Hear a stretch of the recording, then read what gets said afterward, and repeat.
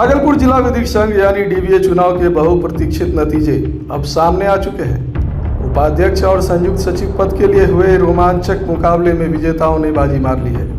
परिणाम घोषित होते ही बार परिसर जीत के नारों से गुंजायमान था। समर्थकों ने फूल मालाओं से विजेताओं का भव्य स्वागत किया है।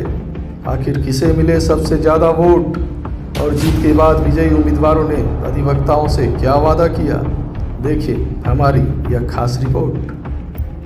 इत्मीनान से हम तीनों व्यक्ति जीते हुए हैं और कहीं कोई परेशानी नहीं। तीनों जब आगे चले तो हमारी जो सबसे बड़ी मांग है कि पूरा जिला विधिक संघ की और इस एरिया की कि भागलपुर में उच्च न्यायालय खंडपीठ या सर्किट बेंच स्थापना कराने के लिए हम लोग पूरे जोर शोर से इसके लिए लगेंगे और सबका साथ सबका विकास के लिए हम लोग काम करेंगे। यही हम लोग का मुद्दा है।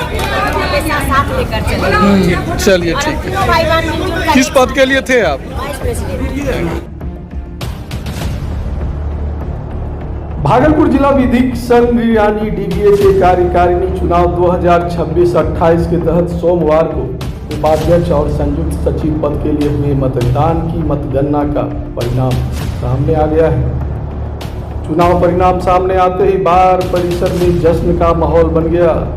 उपाध्यक्ष पद के मुकाबले में भोला कुमार मंडल ने 756 मत हासिल कर प्रथम स्थान प्राप्त किए।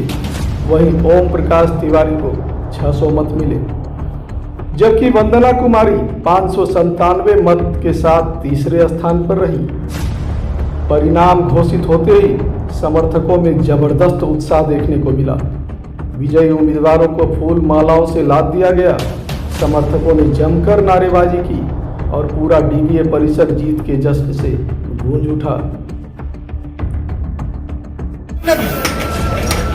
अधिवक्ता एकता जिंदाबाद, जिंदाबाद, जिंदाबाद। अधिवक्ता एकता जिंदाबाद, जिंदाबाद, जिंदाबाद। विजेता उम्मीदवार अधिवक्ताओं के बीच पहुंचकर टेबल टू टेबल मिले और इस जीत का श्रेय अपने मतदाता अधिवक्ताओं को ही दिया।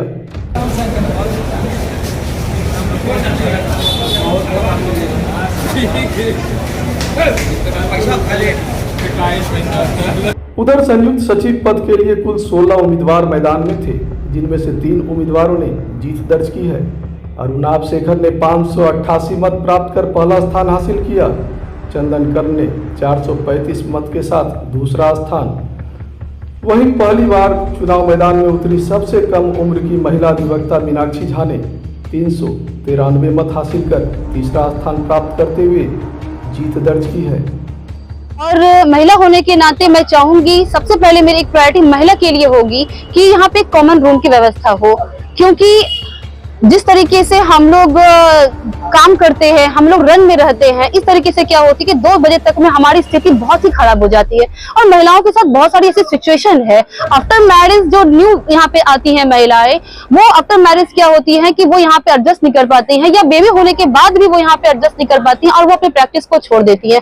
अगर एक कॉमन रूम हो जाएगा तो हम एक कंफर्ट फील करेंगे और बेबी होने के बाद वो 2 घंटे के लिए सही केयर टेकर को यहाँ पे रखेंगी और अपने जो है यहाँ पे प्रैक्टिस को कंटिन्यू रखेंगी और इंटरेस्ट जागेगा।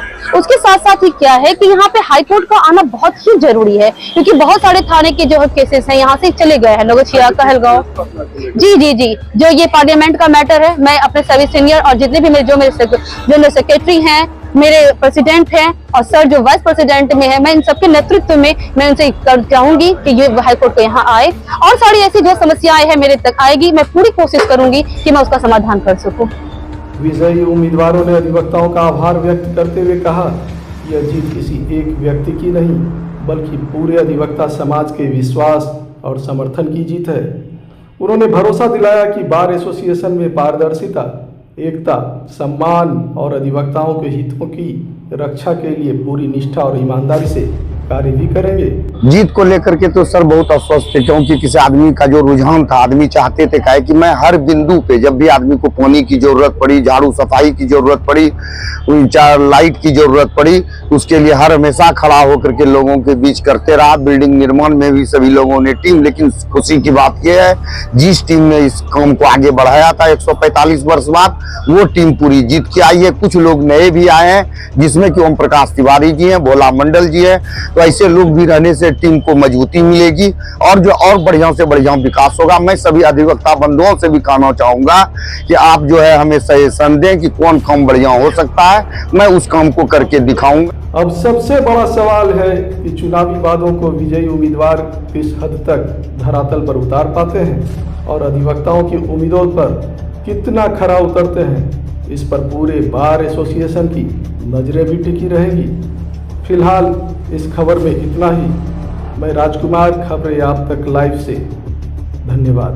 सभी को बहुत बहुत धन्यवाद देते हैं कि सब लोगों ने हम तीनों को चुना और इस लायक समझा कि अधिवक्ता हित और अधिवक्ता कल्याण के लिए हम लोग कार्य कर सकें। हम लोग का नारा था कि अधिवक्ता हित और अधिवक्ता कल्याण के लिए हम लोग कार्य करेंगे और सबसे जरूरी है जो इसमें उपहार की राशि मिलती है, मृत्युपरांत राशि मिलती है, चिकित्सा एड की जो राशि मिलती है और तब जाके बैठने की व्यवस्था की आती है। इसलिए ये सारे जो प्रायोरिटी हैं जो हम लोग कोशिश करेंगे, यहाँ निर्णय व्यक्तिगत नहीं होता है, सामूहिक होता है। तो हम लोग की कोशिश रहेगी कि हम लोग इन सब मुद्दों पर, इन सब बिंदुओं पर सामूहिक निर्णय करवा सकें समिति से और कमेटी से। और अगर ये होता है तो हमको लगता है कि जो अधिवक्ता बंधु हैं वो जरूर संतुष्ट होंगे कि जिनको हम लोगों ने मत दिया है, जिनको हम लोगों ने जिताया है, वो लोग जाके अच्छा काम किए हैं। क्योंकि मृत्युपरांत राशि बहुत ही इमरजेंसी राशि है, मेडिकल एड की राशि बहुत ही इमरजेंसी राशि है और साथ ही साथ जो हमारी जो सबसे बड़ी मांग है कि पूरा जिला विधिक संघ की और इस एरिया की कि भागलपुर में उच्च न्यायालय खंडपीठ या सर्किट बेंच स्थापना कराने के लिए हम लोग पूरे जोर शोर से इसके लिए लगेंगे और सबका साथ सबका विकास के लिए हम लोग कार्य करेंगे। यही हम लोग का मुद्दा है। बहुत धन्यवाद। लेटेस्ट खबरों के लिए आप देखते रहिए खबरें आप तक live. Like, share and subscribe करना ना भूलें।